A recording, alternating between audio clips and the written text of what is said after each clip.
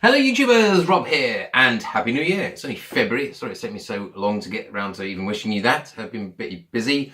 I have managed to fit in a brew day between Christmas and New Year, and it's now ready to taste. I have had one the other day. I got a little sneak preview and it was delicious. So much so that I thought I'm going to go and take one round to my neighbour's house. So I did.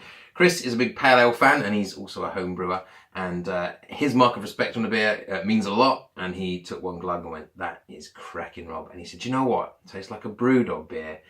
And at this point my heart skipped a beat. I could have kissed the man. I didn't. I refrained. I just very coolly and smugly said, "It is a Brewdog recipe, Chris. It's from their catalogue, page 177. It's the Vagabond gluten-free recipe." Okay. And whilst I was feeling very smug and proud, and pretty much telling anyone who would listen, I decided I hadn't told the world yet. So here we are, YouTube, me feeling rather smug that I brewed a nice beer for a change. So what we're going to do today, though, is not talk about necessarily how great it is, but it's to knock it down a peg or two, because it can't be perfect. I figured it can't be. It was a real mess of a brew day. I'd finished brewing it. Picture the scene. It's all done there. I've had the water chiller on for about 25 minutes. It's now down, ready to put it into the fermenting bucket. I look up, and on the shelf looking back at me is this. Golden syrup, the full can, which I forgot to put in. Panic, ran upstairs, dissolved it in as little fluid as I could in boiling water, sterilised the pan as best I could, got it into like a slush and just chucked it in, hope for the best. All of that protein and all that stuff that you spent hours trying to get to the bottom flew back into suspension, and it came into the fermenting bucket very, very cloudy.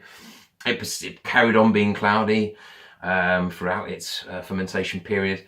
And I then dry hopped it. I put some hops in at the end, as it says to do so, and I started to cold crash it, thinking that 3 days of cold crashing to lock in some of that taste would do the job. And it was still extremely cloudy. So when it first went into the bottle, you couldn't see through it. It was completely opaque. This is what it looks like now. I've got some backlighting in the effort to help you see this. So this is it now. As you can see, the clarity in there is pretty good. I did work out a way earlier of how do you do it now? Oh yes, look how freaky this is. Like an alien. So yes, this is it. I've picked this up numerous times now, and it's now got a bit of that hop sediment back up in there, some of that fine hop powder. But, you know, we're going to go with this one today. So this is the Guinness. It's not really Guinness, it's just in the Guinness bottle. This is my one here with the yellow top, and this is the original, and I'm guessing best, Vagabond gluten-free recipe from Brewdog. So thanks Brewdog for publishing these, by the way, because this is probably my best or favourite beer to date. I'm really, really pleased with it.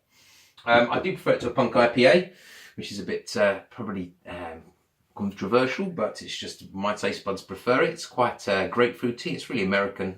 There's this 4.5%. Mine's coming in around 5.2. Did end up really dry. It was a USO 5, and obviously with the golden syrup as well, it tends to drop out. There's 1007 finish, so from a 1047, 1048 start. So about 5.2, 5.3%. So what we're going to do today, I'm going to judge it. I've not got a taste panel. I've not got any scientific measures. It's a bit biased, isn't it, really? Man rates own beer and says it's great. Seems a bit daft, but we're going to try to be, the royal we, is going to try to be as kind of unbiased as I possibly can be. So we've got these little glasses. Neither of them have been washed. Okay, I'm up against the time limit because I've got the little one in the bath and I'm going to have to do story time. So let's crack these open pretty quickly. All 6 senses will be tested. We're going to do, we're going to see how it tastes, smells, looks, hears. You're going to hear the beer. We're going to get the mouth feel, the touch. I guess that's going to go under touch. Mouth feel, and then the gut feeling. Which is the better beer, okay?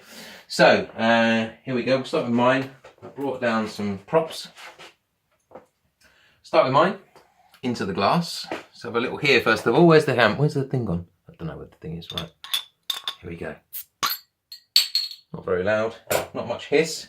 It's very, very cold down here. It was -4 last night outside, so maybe it's not going to be very well fizzed. Oh, I can see some of that hop stuff rushing in there from the bottom. Okay, clarity is not bad, not bad. Head reasonable. Smell. It's definitely got the water profile around here in it, sulphatey. It's quite a Yorkshire water smell, that, from the hills, you know. Not uncommon. Not as hoppy as it was the other day.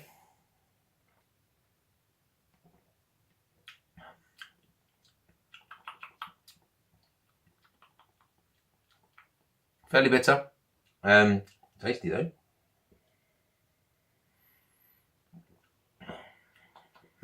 Good. I like it. Did I like it as much as the other day? No, I bigged it up too much in my own head. Right. Okay. Let's go for this one now. First of all, go for the noise.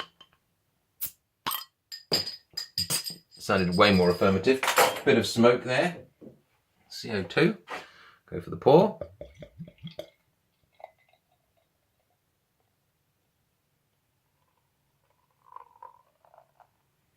Similar kind of reaction, similar kind of look.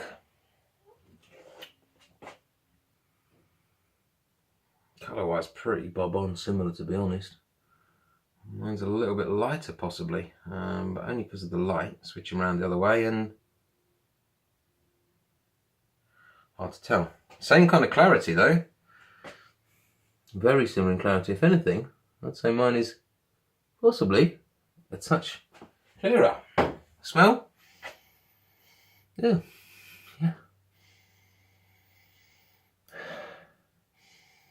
Definitely that watery kind of profile there.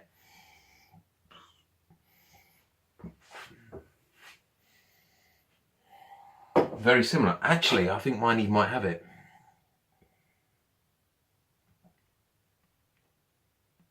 Way more fizz. Way more fizz. Way more carbonation.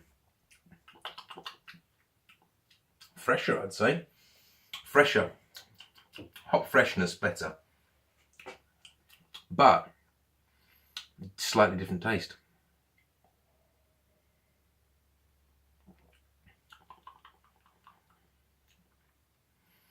That's really weird. I might even say I prefer mine.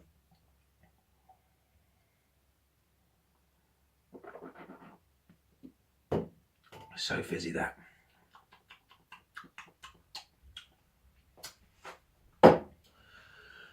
I'm going to say I prefer mine. Or am I? Of course I'm going to say I prefer mine.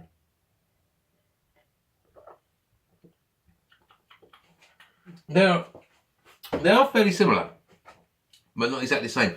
Mine very much is reminiscent of when you kind of go into these, you know, brew taps and they've got a whole range on and you pick the one out and you're sitting there with it and it's the very kind of hoppy, American hoppy one.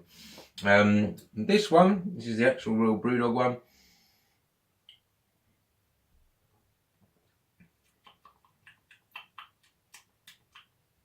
Has a slightly different flavour to how it did the other day.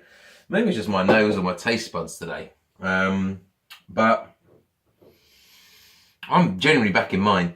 What was the other one? Gut feeling. That's the gut feeling. Mouthfeel, a lot more fizz in that one. Carbonation though, they both held up reasonably well. That's just got a lot more CO2 in it. The bubbles are going a bit quicker on that one. But yeah, I mean, I think I'm being biased. I think I have to be being biased, but you can't tell that it's homebrewed at all, and that's a good start. And you know, I was actually hoping I was just going to give myself a jolly good slap back down to earth, but instead I'm riding high on success. So anyway, next video up, I am going to do one. I've got a slightly eco-warrior-y thing for the for my New Year's resolution. We're going to try a bit less waste, a bit more recycling. So there's a little few tips around the house to kind of like easily reduce your waste and be better on your pocket. It seems like a no-brainer. If it doesn't cost the earth and it don't cost the earth, as I keep saying to the wife, then it's a good thing. We should do it. So you'll see me using my bidet in my next video coming up this weekend at some point. Right, take care. Goodbye.